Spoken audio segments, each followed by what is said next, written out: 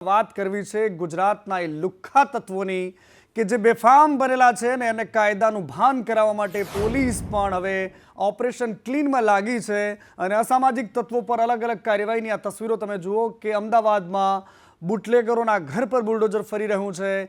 યાદી બનાવીને એક એકને વીણીને શોધીને એમના ઘરને તોડવાની પ્રોસેસ ચાલી રહી છે। કોઈની સામે પાસા લગાવવામાં આવ્યો હોય, કોઈ તડીપાર હોય, કોઈ ગુંડો હોય કે જેણે પોતે બુટલેગરનો ધંધો શરૂ કર્યો હોય, વ્યાજખોરીનો ધંધો શરૂ કર્યો હોય, જુગારનો ધંધો શરૂ કર્યો હોય, તમામના નામ શોધીને પોલીસ ગુજરાતના ખૂણે ખૂણાથી દુકાનો તોડવાથી લઈને ઘર તોડવા સુધીની કામગીરી કરી રહી છે અને અલગ અલગ તસવીરો ગુજરાતના અલગ અલગ વિસ્તારોની કે જ્યાં દાદાનું બુલડોઝર ફરી વળ્યું છે।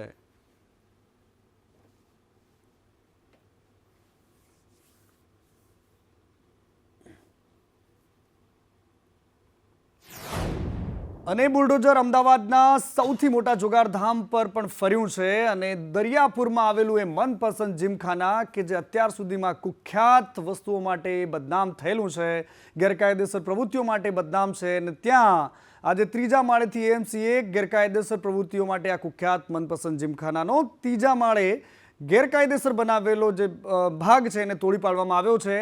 એસએમસીએ ગેરકાયદેસર માળ બનાવ્યો હોવાના પુરાવા આપ્યા હતા। ગોવિંદ પટેલ ઉર્ફે ગામા પટેલ આ જીમખાનાનો માલિક છે।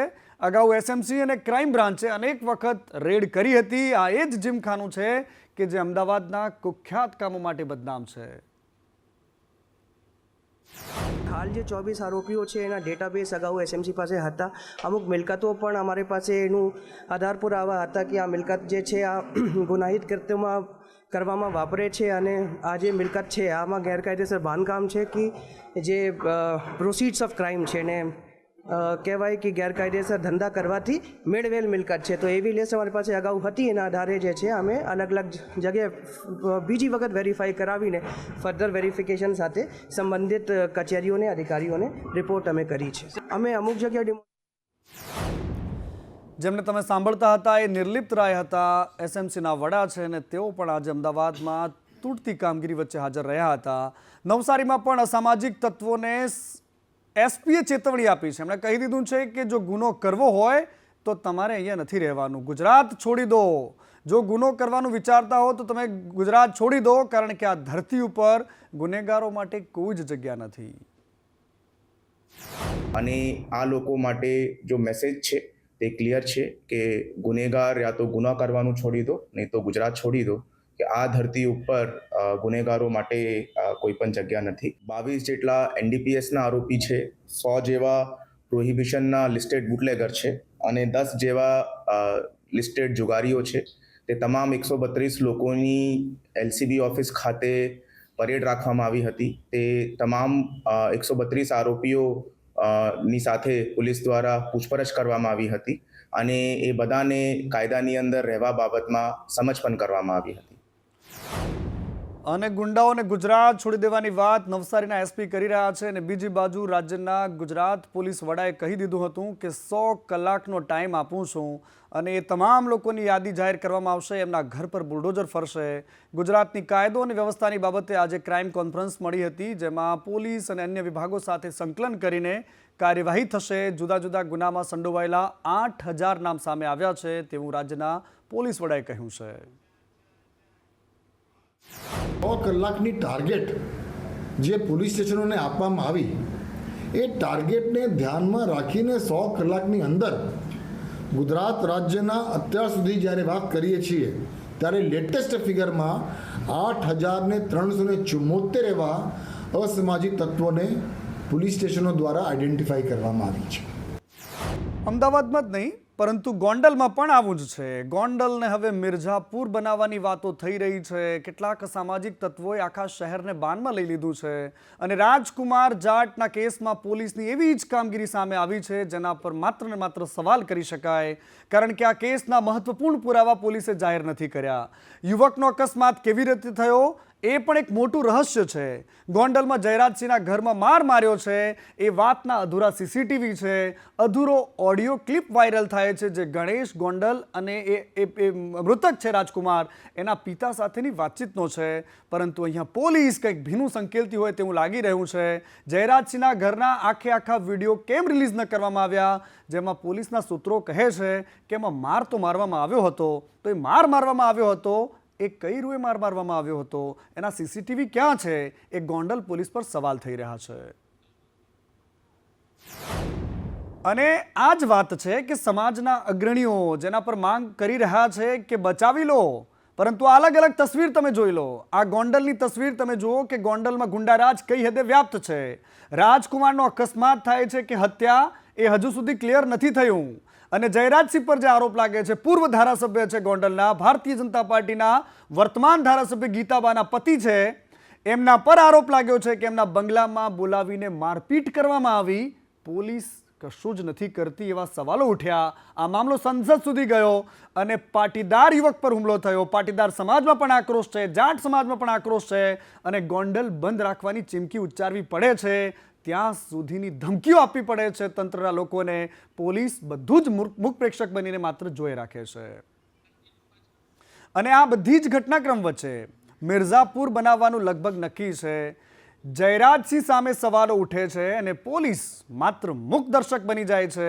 પાટીદાર અગ્રણી કહી રહ્યા છે કે સોશિયલ મીડિયામાં આવું ખૂબ ચાલે છે અને એક વકીલ કહે છે કે અહીંયા બેફામ ગુંડાગીરી ચાલે છે અને એ પણ રાજકીય ઓથ હેઠળ. છે જ નહીં. ગુંડાગીરી માત્ર 2 બનાવથી જ ઉજાગર થઈ છે એવું નથી. અગાઉના પણ ઘણા બનાવો છે, કેટલાક નાના મોટા બનાવો છે એ બહાર પણ આવ્યા નથી, કેટલાક બારોબાર સમાધાનો થઈ ગયા છે. આવા બનાવો નિરંતર બની રહ્યા છે. પોલીસ તંત્ર તેને કાબૂમાં લેવા નિષ્ફળ રહી છે, તે સ્પષ્ટ દેખાય છે. ગુંડાગીરી છે એ રાજકીય ઓથ વગર થઈ શકે નહીં. ગોંડલને હવે આગામી મિર્ઝાપુર થતા વાર નથી લાગે એમ જો આમાં તંત્ર ન જાગ્યું તો. અને ઠોક દો ભૈયાજી વાળો ન્યાય મિર્ઝાપુરમાં વેબ સિરીઝથી લઈને ત્યાં તમામ લોકોએ ફિલ્મી પડદે જોયો છે, પરંતુ ગુજરાતમાં આવી સ્થિતિ ન થાય એના માટે રાજકીય ઘમાસાણ પણ ચાલી રહ્યું છે. નેતાઓ એકબીજા પર બરાબરના પ્રહારો કરી રહ્યા છે. હર્ષ સંઘવીએ કહ્યું હતું સદનની અંદર, વિધાનસભાની અંદર કહ્યું હતું કે કેટલાક લોકો આવા માફિયાઓને, આવા જે હપ્તાખોરો છે એમને બચાવવા માટે અથવા તો એ વ્યાજખોરોને બચાવવા માટે ફોન કરે છે અને એમાં ધારાસભ્યો પણ ફોન કરે છે. પરંતુ કોંગ્રેસે કહ્યું કે જો તમને ફોન કરે છે તો એમના નામ આપો. સામે ભાજપના ધારાસભ્યએ કહ્યું કે ફોન કરતા જ હોય, કામ હોય તો ફોન કરવો પણ પડે. ઘણા બધા કામમાં ફોન મંત્રીને જ કરવો પડતો હોય છે.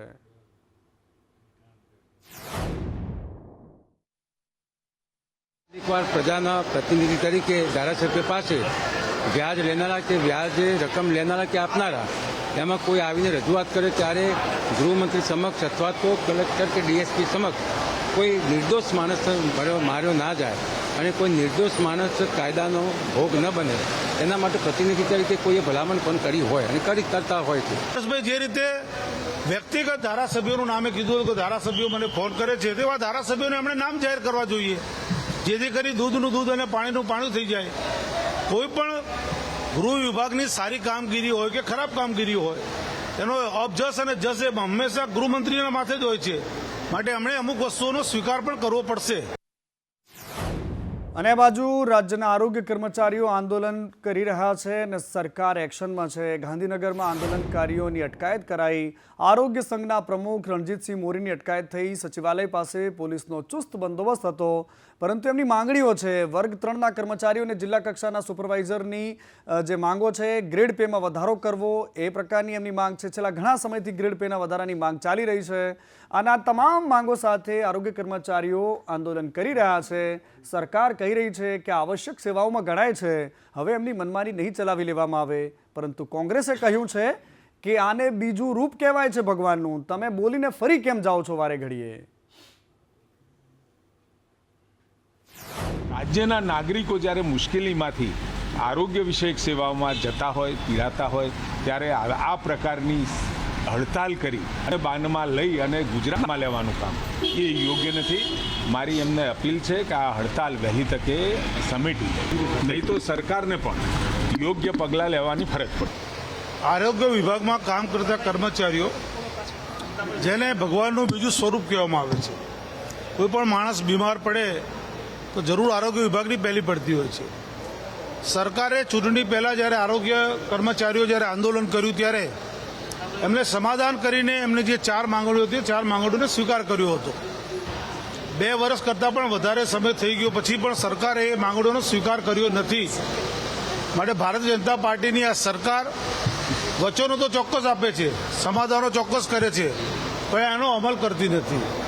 અને આજે જે રીતે કર્મચારીઓ પોતાની માંગ માટે રજૂઆત કરી રહ્યા હોય ત્યારે પોલીસ દ્વારા તેમની જે ધરપકડ કરવામાં આવે છે એ વાત પણ બિલકુલ અયોગ્ય છે.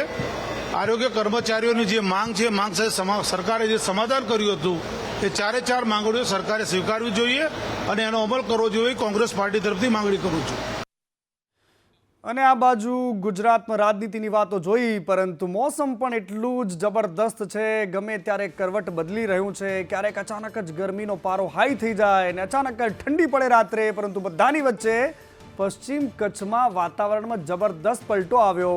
નખત્રાણાના પાવરપટ્ટી વિસ્તારમાં વરસાદ આવી ગયો છે. બપોર બાદ અહીંયા ઘનઘોર વાદળો અને વાદળો વચ્ચે અહીંયા વરસાદી વાતાવરણ સર્જાયું. ઉલટ વિસ્તાર છે કે જ્યાં કમોસમી વરસાદના અહીંયા ઝાપટા પડ્યા છે. કોઈ જાગાઈ નહોતી. અચાનક જ આ જ પ્રકારની ઘટનાઓ ગુજરાતમાં થઈ રહી છે. આ એક્સક્લુઝિવ દ્રશ્યો છે કચ્છ વિસ્તારના કે જ્યાં વરસાદી વાતાવરણ ભર ઉનાળે સર્જાયું છે. મારી સાથે મારા સહયોગી અલ્પેશ ગોસ્વામી જોડાયા છે. અલ્પેશ, ક્યાં ક્યાં વરસાદ પડ્યો છે કમોસમી? મનીષ, વાત કરવામાં આવતો પશ્ચિમ કચ્છ જિલ્લાની અંદર વાતાવરણમાં પલટો જોવા મળ્યો છે. નખત્રાણા તાલુકાના પાવરપટ્ટી વિસ્તારના કેટલાક ગામોની અંદર ઝાપટા પડ્યા છે. આ સાથે જ ભુજમાં પણ કમોસમી વરસાદ પડ્યો છે. જે રીતે વરસાદ પડ્યો છે તેના કારણે રસ્તા પર પાણી ફરી વળ્યા હતા, રસ્તાઓ ભીંજાયા છે. ભર ઉનાળે ચોમાસા જેવો માહોલ સર્જાયો છે અને બપોર બાદ કચ્છના અનેક ગ્રામ્ય વિસ્તારની અંદર આ પ્રકારે વાદળછાયું વાતાવરણ જોવા મળી રહ્યું છે. માવઠાના મારને લઈને હાલ ખેડૂતો પણ ચિંતિત બન્યા છે. આભાર અલ્પેશ, માહિતી માટે સંપર્કમાં રહીશું. તો ઉનાળાની હજુ તો શરૂઆત થઈ છે. મોસમ બેઈમાન છે, ગમે ત્યારે બદલાઈ રહ્યું છે. પરંતુ નાનાથી લઈને મોટા શહેરોમાં ઉનાળાની આગાઝ થતાની સાથે જ એક બૂંદ માટે તરસ શરૂ થઈ ગઈ છે. પીવાના પાણી માટેની આ પારાયણ છે જે અલગ અલગ તસવીરોમાં તમે જોઈ શકો છો. એ અમરેલીનું બગસરા હોય કે પછી રાજકોટનું જેતપુર શહેર હોય કે પછી મહાનગર રાજકોટ જ કેમ ન હોય, જ્યાં જુઓ ત્યાં પીવાના પાણીની અછત છે. 5-5 દિવસે પીવાનું પાણી આવે છે અને મંત્રી કહી રહ્યા છે કે ચિંતા કરવાની કોઈ જરૂર નથી. ઉનાળામાં ગુજરાતને પીવાનું ભરપૂર પાણી મળી રહેશે, કોઈ જ તંગી નહીં સર્જાય. પરંતુ આ તસવીર જરા કુંવરજીભાઈ બાવળિયાએ જોઈ લેવી જોઈએ. અને કુંવરજી બાવળિયાએ કહી દીધું છે કે 50 થી લઈને 55% પાણી જળાશયમાં છે. એટલે તમને સિંચાઈ માટે કદાચ પાણી પ્રોપર ન મળે, પરંતુ પીવાના પાણીની તો કોઈ જ સમસ્યા નથી થવાની.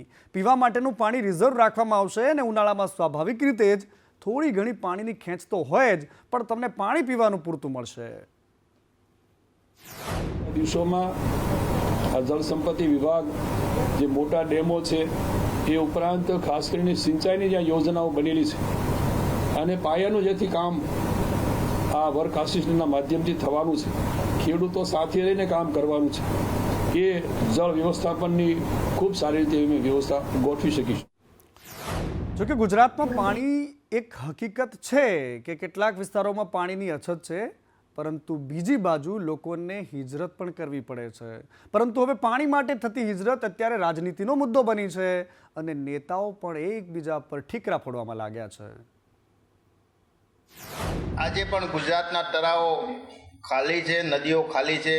જે નદીઓ છે એ પ્રદૂષિત છે અને એના લીધે પશુઓને પૂરતો ઘાસચારો અને પીવાનું પાણી ના મળતું હોવાથી એમને હિજરત કરવાની ફરજ પડે છે. પ્રતિપક્ષ દ્વારા આ ન જીરવાતા, ધરાતલ પર એમનું સ્થાન ન હોવાને કારણે મીડિયાની અંદર આવીને કાલ્પનિક રજૂઆતો કરવા માટેની ક્યાંક કોંગ્રેસને ટેવ પડી છે.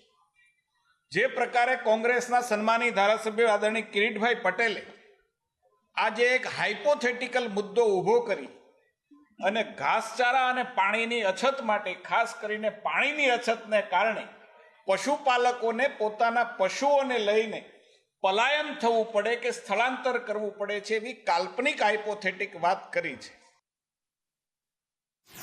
મહેશભાઈ કસવાલા કહી રહ્યા છે કે કાલ્પનિક વાત છે, પરંતુ કદાચ જે વિસ્તારમાંથી મહેશભાઈ પોતે આવે છે, અમરેલી વિસ્તારની તસવીરો સંદેશ ન્યૂઝે બતાવી હતી કે ત્યાં ગીરના નેસડામાંથી લોકો કેવી રીતે મજબૂર થઈને પોતાના પશુઓ સાથે પલાયન કરી રહ્યા છે, એ કાલ્પનિક નહીં પરંતુ સત્ય હકીકત છે.